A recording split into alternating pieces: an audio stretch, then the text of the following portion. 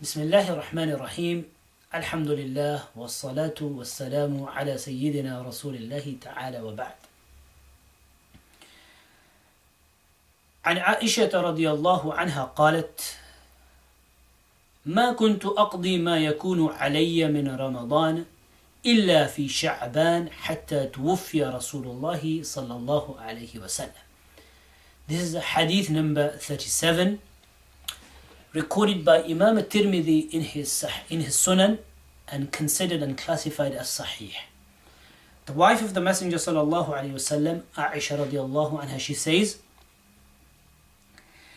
the fast that I used to miss in the month of Ramadan, the ones that I used to miss, and remember, women miss because of haid, menstrual periods, and they have to make qada. ما كنت أقضي ما يكون علي من رمضان. The fasts that I used to not observe in the month of Ramadan, I would not make them up إلا في شعبان, except in the month of Sha'ban, meaning nearly a year after, just before the next year's Ramadan. حتى توفي رسول الله صلى الله عليه وسلم, until the Messenger صلى الله عليه وسلم passed away. What does this mean? That there's a lot of encouragement in Islam about being mindful of the rights of your husband. Right? Now, to the point that there's a hadith that the Messenger sallallahu alaihi wasallam said, لا تصوم المرأة وزوجها شاهد إلا بإذنه. A woman cannot, it is not allowed for a wife to observe a nafil fast whilst her husband is present. If he's out, it's gone somewhere traveling, then no problem.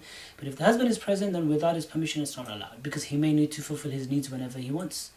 And, she should not be fasting optionally without his permission.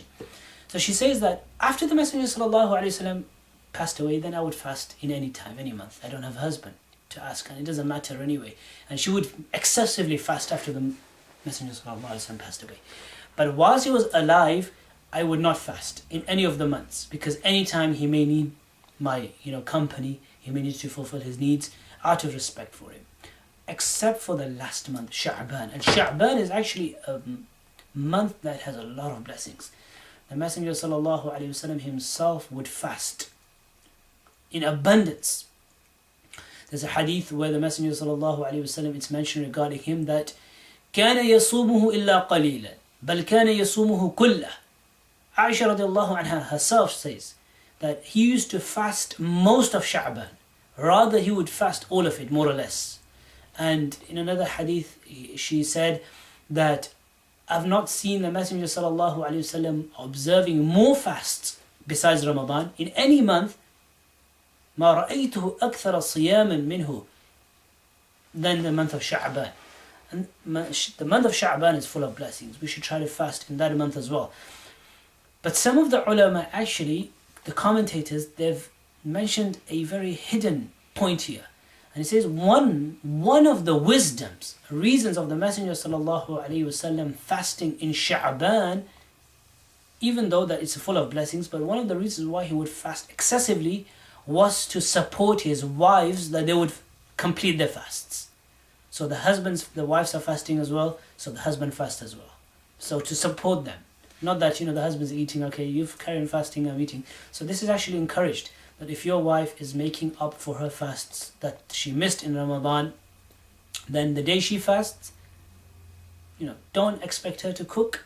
And you keep a fast as well that day. Don't eat lunch, don't have food in the afternoon, and have iftar together. It will encourage her, it will support her, and it'll be beneficial for both of you, inshallah. So this is a sunnah.